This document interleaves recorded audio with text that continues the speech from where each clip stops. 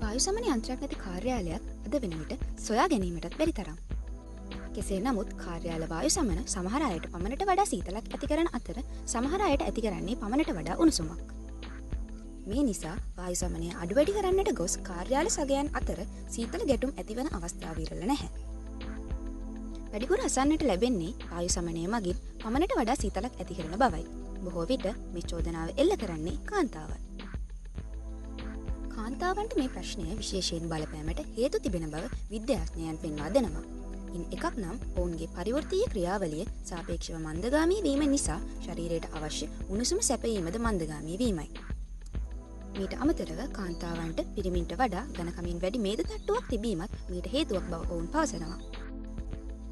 එම මේද තට්ටුව පරිවාරකයක් ලෙස ක්‍රියා කරමින් ශරීරය තුළ වූ උෂ්ණත්වය සමට දැනීම අඩාල කිරීම නිසයි.